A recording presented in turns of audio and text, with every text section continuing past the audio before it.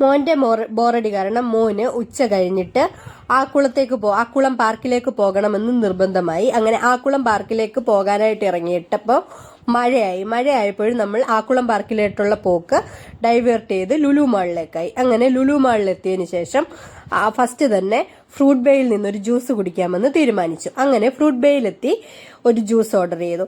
Tender coconut milk ഷേക്കാണ് ഞങ്ങൾ order ചെയ്തത്. 350 ml ആണ്. അങ്ങനെ അവരൊരു ടോക്കൺ തന്നു. പ്രിപ്പറേഷൻ ടൈം 5 മിനിറ്റ് ആയിരുന്നു. അങ്ങനെ ടോക്കൺ റിംഗ് ആകുമ്പോൾ നമ്മൾ ചെന്നാൽ മതി. അങ്ങനെ നമ്മൾ ഒരു ടേബിളിൽ പോയി സ്ഥാനം ഉറപ്പിച്ചു. 5 മിനിറ്റ് ആയപ്പോഴത്തേക്ക് ടോക്കൺ റിംഗ് ചെയ്യാൻ തുടങ്ങി. അങ്ങനെ നമ്മൾ പോയി ജ്യൂസ് വാങ്ങിയിട്ട് വന്നു. 350 ml നല്ല തിക്കായിട്ടുള്ള ടെൻഡർ കോക്കനട്ട് ആയിരുന്നു. നല്ല മസ്റ്റ് ട്രൈ ഐറ്റം തന്നെയായിരുന്നു അത്. അങ്ങനെ നമ്മളത് കുടിച്ചു തുടങ്ങിയപ്പോഴും മോന് 2-3-4 സിപ്പ് എടുത്തപ്പോഴത്തേക്ക് തണുപ്പ് കൊണ്ട് തിക്നെസ്സും കൊണ്ട് കുടിക്കാൻ പാടുണ്ടായിരുന്നു. അങ്ങനെ കുറച്ച് തണുപ്പ് മാറട്ടെ എന്ന് വിചാരിച്ചു. ഞാൻ പകുതിയോളം അവിടെ ഇരുന്ന് തന്നെ കുടിച്ചു. അതിനുശേഷം മോന് എന്തെങ്കിലും കഴിക്കണമെന്ന് പറഞ്ഞു. KFC വേണമെന്നാണ് പറഞ്ഞത്. അങ്ങനെ KFCയിലേക്ക് ചെന്നപ്പോൾ 499 ഒരു ഓഫർ കണ്ടു. 12 പീസസ് ഉണ്ട്. അങ്ങനെ പക്ഷേ 6 പീസസ് ചെറുതായിരുന്നു.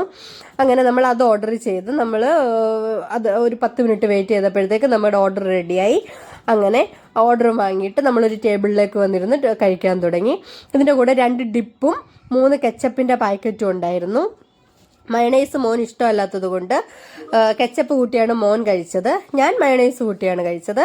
അതിനുശേഷം ഫണ്ടൂറയിലെ സോഫ്റ്റ് പ്ലേയിലേക്കാണ് മോനെ കൊണ്ടുപോയത്. സോഫ്റ്റ് പ്ലേയിൽ ആദ്യം 1 മണിക്കൂറിന് 300 രൂപയാണ് 1 അവറിന് വരുന്നത്. അങ്ങനെ ആദ്യത്തെ സ്വൈപ്പ് ചെയ്ത് അവിടുത്തെ കാർഡ് ഉണ്ടായിരുന്നു. ആദ്യത്തെ 300 രൂപയുടെ സ്വൈപ്പ് ചെയ്ത് 1 അവറിലേക്ക് അവനെ അവിടെ ആക്കിയിട്ട് ഞാൻ പർച്ചേസ് ചെയ്യാൻ പോയി. പർച്ചേസ് ചെയ്തുകൊണ്ടിരുന്നപ്പോൾ 1 അവർ ഏകദേശം കഴിഞ്ഞു. അവർ വിളിച്ചപ്പോൾ 30 മിനിറ്റ് കൂടെ എക്സ്റ്റെൻഡ് ചെയ്യാൻ പറഞ്ഞു. അങ്ങനെ 1.5 മണിക്കൂർ സോഫ്റ്റ് പ്ലേയിൽ അവൻ നിന്നു.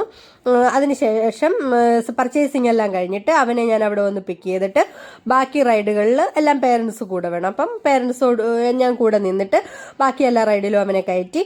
ട്രെയിനിൽ കയറ്റി. പിന്നീട് നമ്മുടെ ട്രെയിന്, പിന്നെ ബൈക്ക് റൈഡിങ്, പിന്നീട് നമ്മുടെ ബോൾ പറക്കിയിടുന്ന സംഭവം, അങ്ങനെയുള്ള എല്ലാ സാധനത്തിലും നമ്മൾ കയറ്റി.